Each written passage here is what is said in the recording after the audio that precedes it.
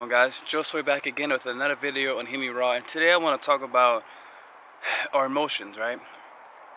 Our emotions. We all have emotions, we all feel, we have senses.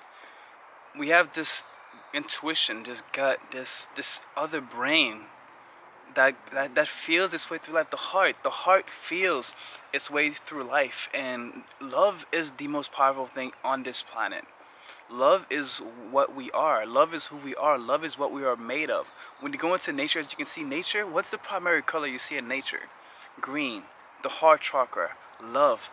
The heart chakra is green, guys. It is green. And of course, another version of the heart chakra is pink. That's why we use pink for heart stuff. But green is the color of love. Green is the color of life. It's all you see in nature. Look at spring. It's gotten so much greener. And it makes me feel so good. It really does put me in my heart space. Of course, it helps to be around people that also help to put you in your heart space. Other people that are in their heart space. When you meet them, when you interact with them, you're filled with love. You know, I was hanging out with my really good friend Tiana yesterday, and she has so much love in her heart. And that love just spills over to me, and I just feel so loved, and I feel so cherished, and I just feel so safe. And you know, many of us don't feel that way ourselves, but we actually create that space for others. We actually sacrifice ourselves in order to take care of others, but we have to remember that we have to take care of ourselves. We cannot keep sacrificing ourselves that way. We cannot keep taking away our energy. We have to understand our power. We have to use our emotions wisely. We have to, you know, yes, we can wear our hearts on our sleeves, but we do have to protect it. We have to set boundaries. We have to know how to use our energy in its best quality. And like me, I'm a Pisces. I'm a moon in Pisces. What that means is I'm very emotional. I'm very intuitive, and I'm also an 11 life path. So this is astrology and numerology. These are methods based. So this is the language of numbers, the language of the stars, and this is something that people have been studying for a long time. And I've done many people's astrologies, or I've looked them up, and I've looked up many people's numerologies, and oh my goodness, like these things are so accurate. It's like literally, it's like written in the stars. It's written in the numbers. It's written all around us. It's all around us. It's love. Love is the answer. Community, cooperation, oneness. Love is oneness. We are all one. You know, the more I interact with people, the more I become vulnerable. The more I allow myself to feel, I start to see myself in others. You know, it's a beautiful thing. Like really, when you get down to it, if you can slow down, if you can get rid of the noise, if you can turn off your phone, if you can just be in the present moment, you can see others as yourself. And when you know that you are love, when you know that you are God, when you know that God is inside of you and other people are you, that means there is a God inside of them. Then you start treating people a lot better because you see the God in them. Yes, that person may be in pain right now. Yes, that person may be angry right now. Yes, that person may be going through a lot of things.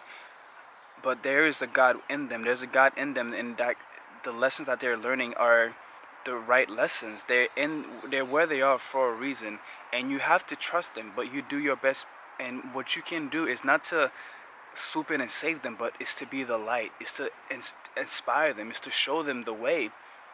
Show them the way back to love. Show them the way back within. Show them that even through all the chaos that's going on around us, that you can still be happy, that you can still be joyful, that you can still have fun, that you haven't forgotten who you are inside, which is love, that you haven't forgotten your inner child. You haven't left your inner child behind. You've been healing your inner child. You've been catering your inner child. Like the things that you didn't get when you were younger, you can give them to yourself right now in the present moment. You can give it to yourself through visualizations, through meditation, through going out to nature, through good friendship, through true love.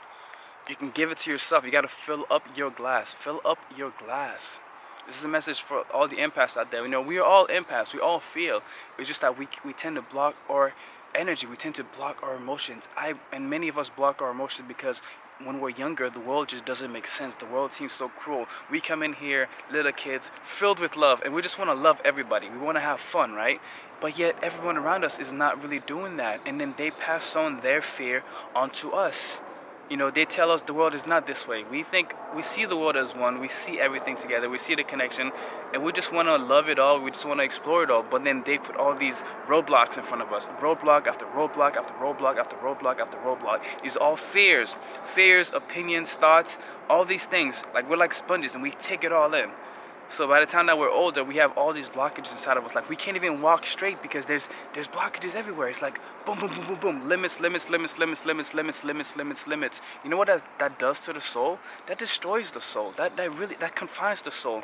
You literally start to build your own prison without even knowing it. And by the time that you're older, you have blocked so much stuff out. You have no idea how imprisoned you are. You know, Bob Marley says, emancipate yourself from mental slavery. None but ourselves can free our minds. So it's up to you to free your mind. It's up to you to see the cages, to see the roadblocks that you have set up for yourself, and to just push them down. These things might feel like mountains. They might look like mountains to you. They might look like you can't even conquer them. But you know what? In the Bible, Jesus said that you have the power to move the mountains. You don't even have to climb them. Just move them. Just say that they're no longer there. They don't have to be mountains. Or you can just climb them, because climbing mountains is pretty fun. Have you ever climbed a mountain before? Go climb an actual mountain, and maybe you'll see that you have the power to move these mountains.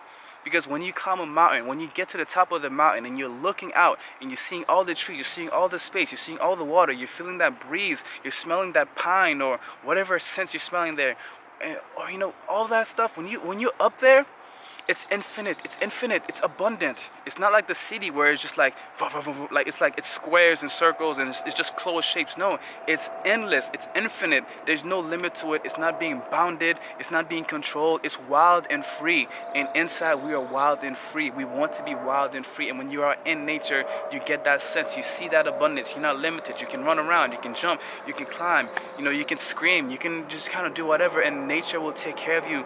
Nature will love you, nature will understand you. No matter what you've been through, no matter what you've done, you can come back to love. You can come back to your inner child. You can come back to your youth. You can become younger within.